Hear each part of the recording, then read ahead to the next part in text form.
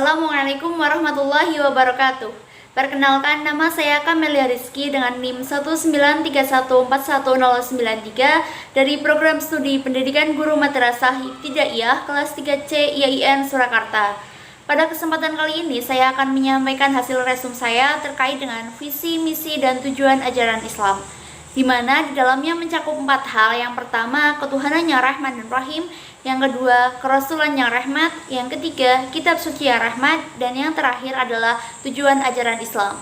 Untuk mengetahui itu semua, simak penjelasan berikut sampai selesai. Langsung saja ke pembahasan yang pertama mengenai ketuhanan yang Rahman dan Rahim. Berikut penjelasannya. Ketuhanan yang Rahman dan Rahim. Ar-Rahim dibentuk dari kata rahmah dengan wazan fa'il. Dalam bahasa Arab, wazan ini digunakan untuk menunjukkan sifat yang melekat pada subjek dan telah menjadi akhlak dan kepribadiannya. Dengan demikian, nama itu menunjukkan pengertian bahwa sifat kasih sayang itu telah melekat pada Allah Subhanahu wa Ta'ala. Selain dengan nama Ar-Rahim, sifat dasar rahmah juga ditunjukkan dengan sebutan Allah sebagai Zu Ar-Rahmah, pemilik rahmat. Sebutan ini menandai perbuatannya yang dalam Al-Quran secara tegas menunjukkan betapa asasinya sifat rahmah, sehingga dengan berdasarkan padanya, dia bisa menjatuhkan hukuman langsung atau menunda dengan memberi tempo untuk memberi kesempatan bertobat. Selanjutnya, posisi dasar sifat rahmah pun ditunjukkan oleh penggunaan nama Ar-Rahman. Nama ini bersama Ar-Rahim menjadi dua nama pertama yang digunakan Allah untuk memperkenalkan dirinya dalam ayat pertama, Basmalah, dari surat pertama Al-Quran yaitu Al-Fatihah. Untuk penjelasan yang kedua terkait dengan kerasulan yang rahmat, berikut penjelasannya. Kerasulan rahmat. Nabi Muhammad diutus untuk mewujudkan hidup baik. Akhlak Nabi Muhammad SAW adalah rahmah, dan seluruh aturan syariat yang diajarkannya pun diliputi rahmah. Kerasulan Nabi merupakan rahmat Allah, dan tujuan pengangkatannya sebagai Rasul adalah untuk mewujudkan rahmah. Cinta kasihnya kepada seluruh alam, dan yang mendapatkan manfaatnya secara nyata hanyalah orang-orang yang mengikutinya, yaitu mengikuti Nabi. Namun, penegasan bahwa risalah tersebut sebagai rahmat universal darinya tentu juga memasukkan orang-orang yang tidak mengikutinya sebagai pihak yang bisa mendapatkan manfaatnya. Misi kerasulan. Untuk mewujudkan tujuan kerasulannya, Nabi menjalankan misi tertentu. Al-Quran menegaskan bahwa dia memberikan kebaikan nyata tidak hanya dengan menjadi pemelihara atau hafiz yang memberikan jaminan kesejahteraan langsung kepada para pengikutnya, sehingga hanya dengan mengikutinya otomatis mereka terhindar dari segala mara bahaya dan kesengsaraan hidup. Hal ini menjadi tantangan, tuntunan, dan harapan sebagian orang yang ditujukan kepadanya ketika berdakwah, baik di Mekah maupun di Madinah. Sama seperti nabi-nabi terdahulu, dia menjalankan misi kerasulannya dengan menjadi basyir atau mubasyir dan nadhir atau munadhir.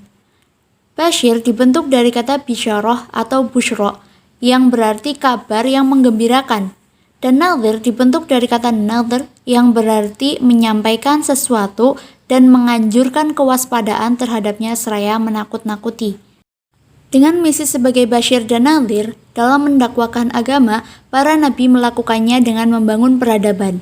Berikut pembangunan peradaban yang mereka laksanakan berdasarkan kesaksian Al-Quran dan sumber-sumber sejarah lain, khususnya riwayat-riwayat yang terdapat dalam Qasas Al-Anbiya karya Abu Ishaq An-Nisaburi.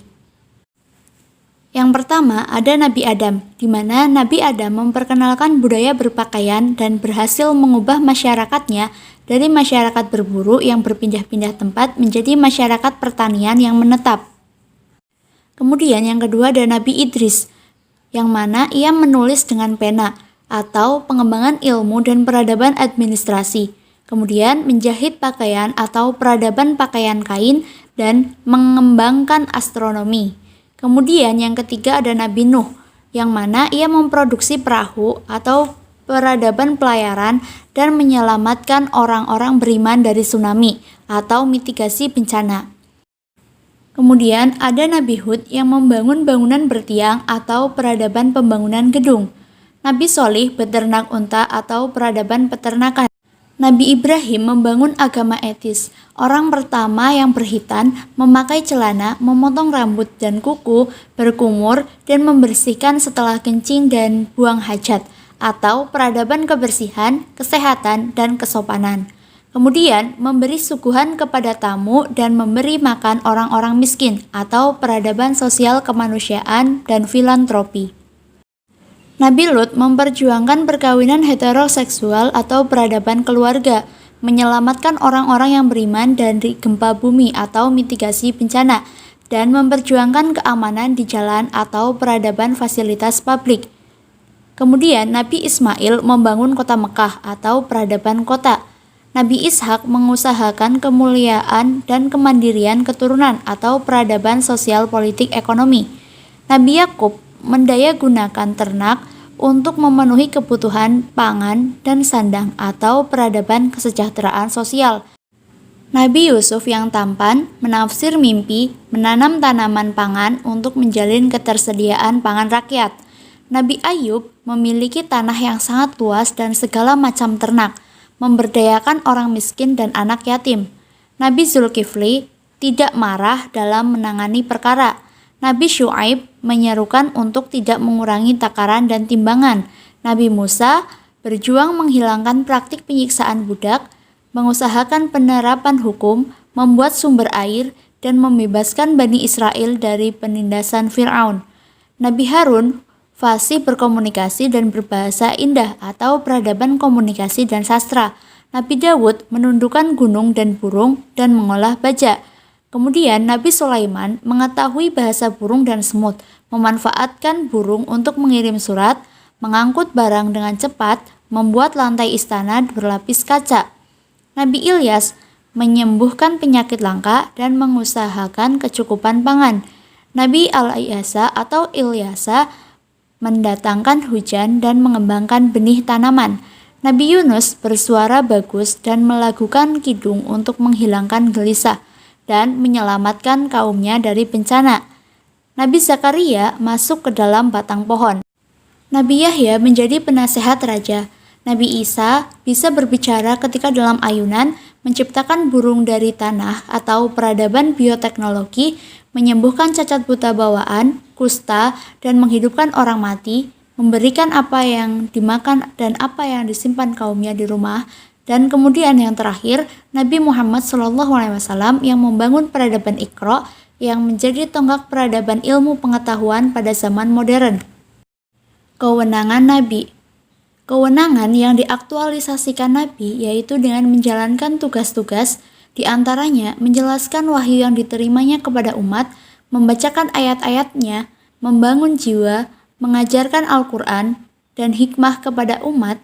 Dengan kewenangan dan tugas ini, sebagai Rasul, Nabi tidak berwenang memaksa masyarakat menyambut kabar gembira dan peringatan yang disampaikannya. Lanjutkan ke pembahasan yang ketiga mengenai Kitab Suci Rahmat. Untuk mengetahui penjelasan mengenai Kitab Suci Rahmat, simak penjelasan berikut. Kitab Suci Rahmat. Al-Quran diwahyukan dengan tujuan untuk mewujudkan hidup baik. Al-Quran sebagai kitab rahmat memiliki 5 karakter. Yang pertama, Al-Quran kitab akhlak, yakni kitab berbangunan sistem nilai yang utuh dan fungsional untuk mewujudkan hidup baik.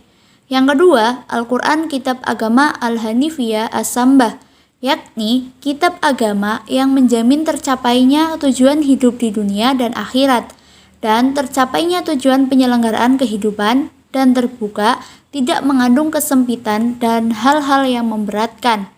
Yang ketiga, Al-Quran kitab hak dan kewajiban, yakni kitab yang menggariskan hak dan kewajiban secara proporsional dalam semua hubungan. Yang keempat, Al-Quran kitab berwawasan ilmu pengetahuan, yakni kitab yang ajaran-ajarannya berwawasan ilmu sehingga pemahaman dan pengalamannya juga harus berwawasan ilmu pengetahuan. Dan yang kelima, Al-Quran kitab hikmah, yakni kitab berisi hikmah yang dapat mencegah keburukan dalam kehidupan pribadi dan kelompok.